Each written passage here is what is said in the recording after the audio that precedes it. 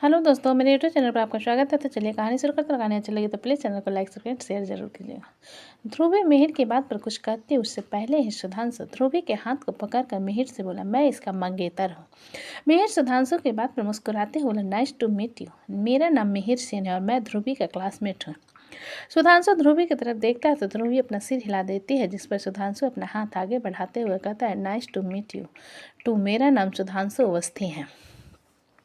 मिहिर सुधांशु को ऊपर से लेकर नीचे तक देखते हुए बोला, आप क्या करते हैं? ध्रुवी मिहिर की बात पर बोली, मिहिर चुप रहो। मिहिर हल्का सा मजाक करते हुए सुधांशु से बोला, इसका मतलब बेरोजगार है आप, इसलिए मेरे फ्रेंड मुझे चुप रहने के लिए कह रही है।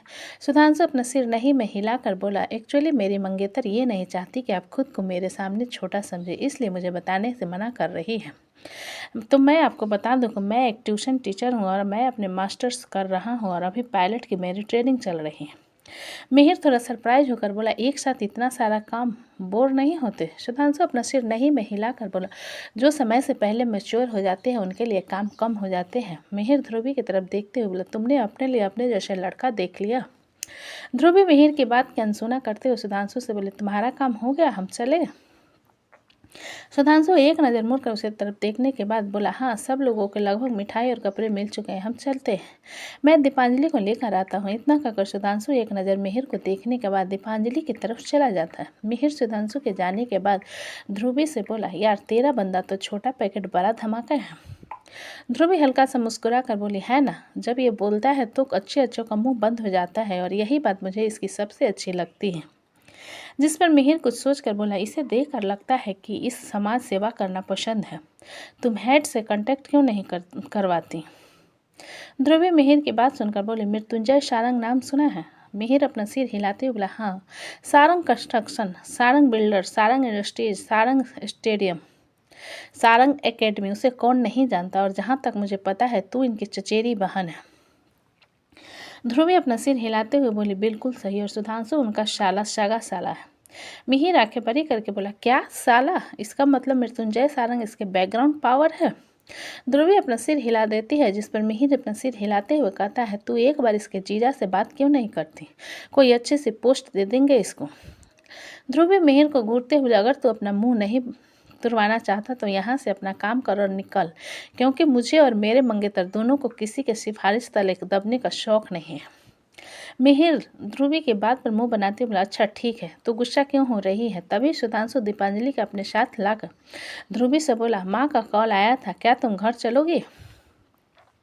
मिहिर सुधांशु की बात पर सुनकर बोला, क्या मैं तुम्हारे घर चल सकता हूँ? दरअसल ध्रुवी से काफ़ी वक्त बाद मुलाकात हुई है तो सोच रहा था कि कुछ पल उसके साथ स्पेंड कर लो। सुधांशु मिहिर की बात सुनकर बोला, आई डोंट थिंक कि मेरे जैसे मिडिल क्लास लड़के के घर में आप जैसा रईस ज़्यादा कंफर्टेबल महसूस करेगा। मिहिर कंफ्यूज होते हुए बोला, मिडिल क्लास? लेकिन ध्रुवी वीर की बात को पूरा करते हुए बोली, बिल्कुल सही सुना तुमने, मैं एक मिडिल क्लास लड़के के साथ हूँ और मुझे कोई दिक्कत नहीं है। और तुम्हें अगर मेरे साथ टाइम स्पेंड करना है तो अपने मंगेतर को लेकर आना, हम साथ में एक दिन डिनर ज़रूर करेंगे। फिलहाल के लिए मैं अपनी न बनी सासू माँ से मिलने जा रही हूँ।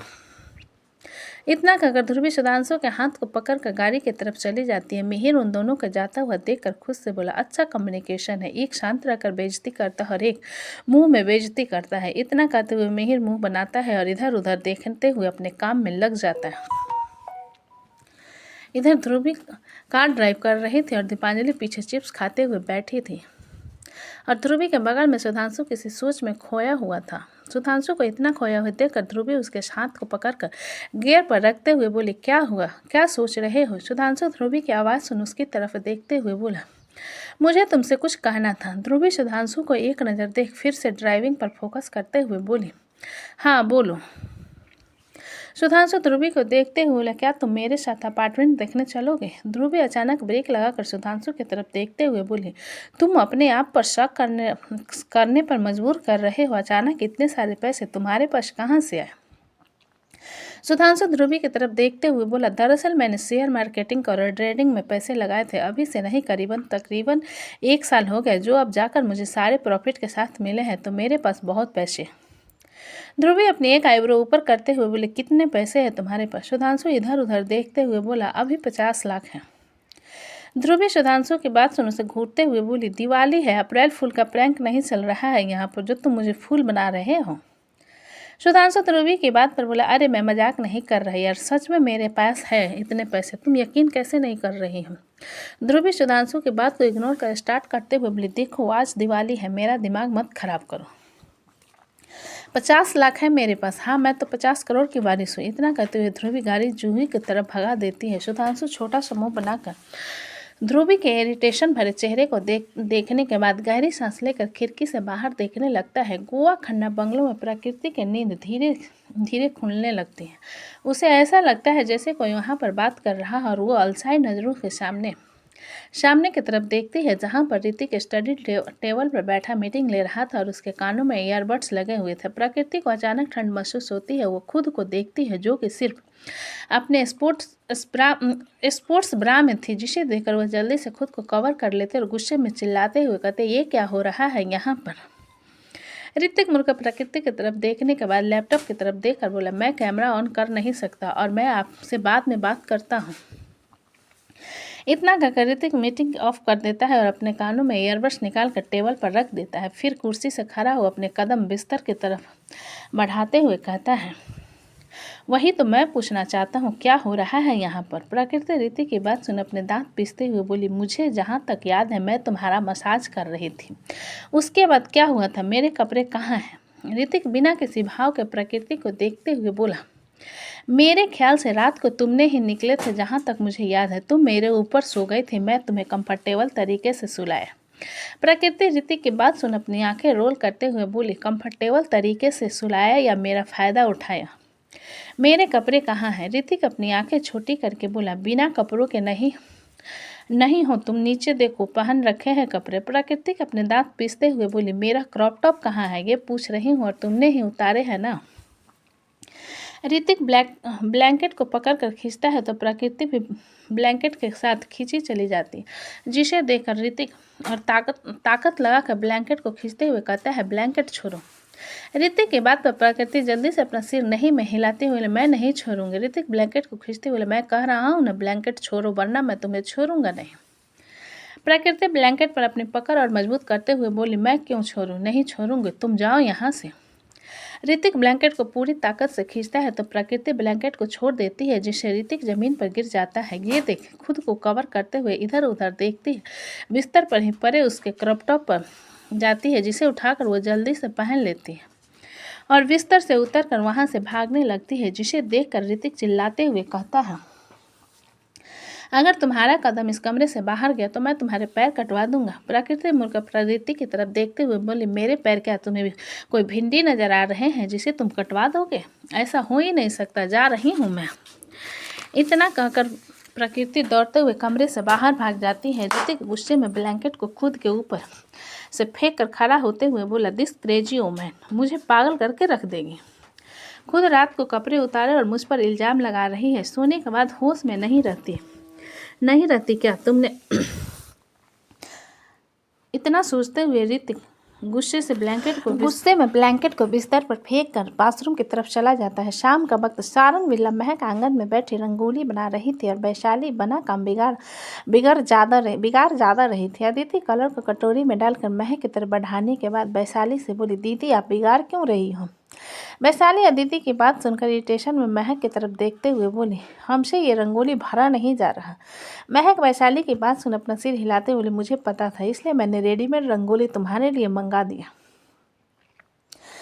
ताकि तुम्हारा दिल भी न टूटे और तुम रंगोली भी बना सको। वैशाली महक की बात पर पूरे आंगन को देखते हुए बोली, आपने इतना बड़ा रंगोली क्यों बनाया, दोपहर से लगी हुई हो लेकिन सुंदर दिख रहा है। मृत्युंजय अपने हाथ में बादाम का प्लेट लिए आते हुए बोले, मेरी बीवी मल्टी टैलेंटेड है, तुम्हारी तरह नहीं सिर्फ मार थार जानने वाली। विप्लव कैमरा लाकर महक की तरफ देखते हुए, भाभी स्माइल प्लीज। महक उसकी तरफ देखकर मुस्कुरा देती है तो विप्लव जल्दी से उसकी फोटो खींच लेता है। मृत्युंजय पीछे से विप्लव को मारते हुए बोला, मेरी बीवी की फोटो क्यों खींच रहा है। विकल्प जो कि डिस्चार्ज होकर आ गया था वहां पर रखे कुर्सी पर बैठते हुए बोला, आप बापू को क्यों मार रहे हो। वैशाली विकल्प की बात पर बोले, ये तो पैदाइशी जलकुकरे हैं, बेचारे अपने भाई को भी नहीं छोड़ रहे हैं। मृत्युंजय ढेर सारा बादाम वैशाली का मुंह में ठूसते हुए बोले, इसे खाओ और अपना मुंह बंद करके रखो, कम से कम तुम्हारा बच्चा इंटेलिजेंट होगा। वैशाली बादाम को चबाते हुए मृत्युंजय को घूरने लगते हैं। वही विप्लव मृत्युंजय को मारने पर छोटा सा मुंह बनाकर बोला, भाई आपको पता है ना मुझे फोटो खींचना कितना पसंद है। आप भी भाभी के साथ बैठ जाओ, मैं आपकी भी फोटो निकाल दूंगा। मृत्युंजय अपना सिर नहीं में हिलाकर बोला, मुझे नहीं पसंद। अदिति रंगोली में रंग भरते हुए विप्लव से बोली, बापी यहाँ पर आओ ना, हम रंगोली बनाते हैं। शाम हो गई है, थोड़ी देर में रात हो जाएगी, फिर पूजा शुरू हो जाएगी। जिस पर विप्लव अपने कैमरा विकल्प के गोद में रख जल्दी से अदिति के पास आकर बोला, क्या क्या रंग भरना है मुझे बताओ। मृत्युंजय महक के पास जाकर बोला, तुम्हें इतनी बड़ी रंगोली बनाने के लिए किसने कहा? क्या तुम घर में भी ऐसा ही करती थी? महक अपना सिर नहीं में हिलाकर बोली, मेरे घर में आंगन नहीं है, इसलिए बस छोटी सी रंगोली बना देते थे, हो जाता था। लेकिन यहाँ पर देखो कितना बड़ा आंगन है, इसलिए मैंने बड़ी रंगोली बनाने के बारे में सोचा। मृत्युंजय पूरी रंगोली को देखने के बाद बैठते हुए बोला, मैं भी मदद करूं। वैशाली बादाम निकलने के बाद मृत्युंजय से बोली, बनाने के लिए बोल रही है, बिगाड़ने के लिए नहीं। मृत्युंजय घूरकर वैशाली को देखने के बाद रंग भरने लगता है। उसके रंग भरने के तरीके को देखकर महक बोली, क्या आप पहले रंगोली बना चुके हैं? मृत्युंजय हल्का सा डेविड स्माइल के साथ महक के उससे बोला, तुम्हारा पति बहुत टैलेंटेड है। अमृत आते हुए बोला, 2 घंटे से रंगोली भरने का वीडियो यूट्यूब में देख रहा था और यहाँ पर आकर बीवी के सामने होशियारी मार रहा है। सभी लोग अमृत की बात सुनकर उसकी तरफ देखते हैं, जो कि अपने हाथ में चाय लिए वहां पर आ रहा था। अमृत चाय का ट्रे अदिति, वैशाली और महक के सामने रखकर बोला, काफी वक्त से तुम लोग लगे थे ना, चलो चाय पी लो, फिर आराम से लगना अपने काम में। महक चाय लेकर अमृत की तरफ देखते हुए बोली, आप क्या कह रहे थे? 2 घंटे से रंगोली भरने का वीडियो? मृत्युंजय अमृत के कुछ कहने से पहले ही महक से बोला, ऐसा कुछ नहीं है, ये झूठ बोल रहा है, मैं कोई वीडियो नहीं देख रहा था, मैं तो मीटिंग अटेंड कर रहा था। ये सुनकर महक मृत्युंजय को घूरते हुए बोली, मैं यहाँ पर रंगोली बना रही हूँ, मुझे मोटिवेट करने के बजाय आप मीटिंग अटेंड कर रहे थे। मृत्युंजय अपना मुंह बंद कर मन में बोला, मैं अपना मुंह बंद क्यों नहीं रख पाता, अब ये मुझे फिर से सुनाएगी। वैशाली चिंगारी में आग लगाते हुए महक से बोली, हम बता रहे हैं दीदी, बड़का भैया को आपको बिल्कुल फिक्र नहीं है। हमारा पति को देखो, हम लोगों के लिए चाय लेकर आया है और बड़का भैया बादाम खुद खा रहे हैं, लेकिन आपको नहीं खिला रहे हैं। वैशाली की बात सुनकर मृत्युंजय अपने दांत पीसते हुए बोला, अपना मुंह बंद करके रखो, तुम मेरे हंसती खेलती गृहस्थी पर आग क्यों लगा रही हो? महक चाय पीने के बाद कप वहीं पर रख मृत्युंजय को साइड करते हुए बोली, मुझे आपकी मदद नहीं चाहिए, जाइए यहाँ से अपना मीटिंग अटेंड कीजिए। मृत्युंजय महक की बात पर छोटा सा मुंह बनाकर बोला, महक, मैं तुम्हारी मदद मुझे नहीं चाहिए, यहाँ पर लोग हैं वो मेरी मदद करेंगे। महक ने मृत्युंजय की बात को बीच में काट कर कहा। मृत्युंजय खिसियानी मुस्कान के साथ महक के कंधे पर पोक करते हुए बोला, महक मृत्युंजय के हाथ को झटक कर बोली, डिस्टर्ब मत कीजिए, मुझे गुस्सा आ जाएगा। मृत्युंजय फ्रस्ट्रेशन में खड़ा होकर बोला, मैं जा रहा हूँ, मैं नहीं मनाऊंगा दिवाली। महक सिर उठाकर मृत्युंजय की तरफ देखते हुए बोली, पूजा के वक्त अगर आप यहाँ पर नहीं रहे और मुझे एम्बारासमेंट महसूस हुई तो आप यहाँ पर रहना ही मत। मृत्युंजय आंखें बड़े करके महक को घूरते हुए बोला, तुम मुझे धमकी दे रही हो? महक अपना सिर हिलाते हुए बोली, कुछ दिन बाद हमारी शादी को 1 साल हो जाएंगे, आपको लगता है कि मुझे आपसे डर लगता है? विप्लव महक की बात पर बोला, मुझे तो नहीं लगता कि आपको भाई से डर लगता है, और डरने वाली क्या बात है, भाई कोई बागर बिल्ले राक्षस थोड़ी ना है। मृत्युंजय विप्लव को लात मारता है, जिस कारण विप्लव रंगोली पर गिरता है, उससे पहले ही जल्दी से उसे कॉलर से पकड़ लेता है। वहीं विप्लव रोने जैसा चेहरा बनाकर मृत्युंजय की तरफ देखते हुए बोला, आपके कारण रंगोली बिगड़ने वाली थी और मुझे मारती। जिस पर महक मृत्युंजय को घूरते हुए विप्लव से बोली, तुम्हें नहीं, तुम्हारे भाई को डंडे से मारती। मृत्युंजय विप्लव को पीछे खींचकर महक के सामने या उसके गाल को अपनी 2 अंगुलियों से दबाते हुए बोला, दोबारा कभी अगर मेरे सामने ज़्यादा मुँह चलाया ना तो क्या कर लोगे आप मेरा, बताओ, मुझे धमकी दे रहे हो मुझे? महक ने मृत्युंजय के हाथ को झटकते हुए उसे घूर कर कहा। जिस पर मृत्युंजय कुछ सोच कर बोला, मैं बता दूंगा अपने बच्चे को। क्या बता दोगे अपने बच्चे को? महक ने आंखें उचकाते हुए पूछा, जिस पर मृत्युंजय तुनक कर बोला कि उसकी माँ एक चुड़ैल और डायन है जो हमेशा उसके बाप के खून को पीने के लिए पीछे पड़ी रहती है। सभी लोग अपना अपना माथा पीट लेते हैं। वही महक बुरी तरीके से मृत्युंजय को घूरने लगती है तो एक पल के लिए मृत्युंजय भी घबरा जाता है। तभी शोभित आते हुए अदिति से बोला, अदिति मैंने तुम्हारे कपड़े निकाल दिया है, तुम उसे ही पहनना। ये सुनकर मृत्युंजय जल्दी से महक के पास आकर बोला, महक मुझे नहीं चाहिए, मैं चुड़ैल और डायन हूँ ना, मुझे आपकी मदद नहीं चाहिए। महक ने मृत्युंजय से दूर होते हुए कहा, जिस पर मृत्युंजय फ्रस्ट्रेट होकर बोला, यार तुम कब से मुझसे झगड़ा किए जा रही हो, सब कुछ इस चुड़ैल के कारण होता है। ये कहते हुए मृत्युंजय वैशाली की तरफ पॉइंट करते हैं। वैशाली मृत्युंजय से कुछ कहती उससे पहले अमृत उसके मुंह पर हाथ रख उसे अपने साथ ले जाते हुए बोला, तुमसे कुछ नहीं होने वाला, यहाँ पर भीड़ क्यों बढ़ा रही हो, चलो। इतना कहकर अमृत वैशाली को गोद में उठाकर वहाँ से ले जाते हैं। वैशाली जाते हुए मृत्युंजय पर चिल्लाकर बोली, अभी तो जा रहे हैं, बाद में मिर्ची पटाखा आपके पीछे न लगाया ना तुम, हमारा नाम भी वैशाली नहीं है। मृत्युंजय जलती आंखों से वैशाली को घूरने के बाद महक को पकड़कर बोला, बाकी की रंगोली सर्वेंट बना देंगे, चलो मेरे साथ। इतना कहकर मृत्युंजय महक को ले जाने लगता है, जिस पर महक मृत्युंजय के हाथ को झटक कर शोभित की तरफ देखते हुए बोली, भाई आप अदिति को लेकर चले जाओ, मैं रंगोली बना रही हूँ। शोभित महक की बात सुनकर बोला, तुम रंगोली बना लो, अदिति तुम्हारी मदद कर देगी। महक मृत्युंजय की तरफ इशारा करते हुए बोली, इन्हें यहाँ से लेकर जाओ, इन्हें देख रहे हो ना तो मेरा दिमाग खराब हो रहा है।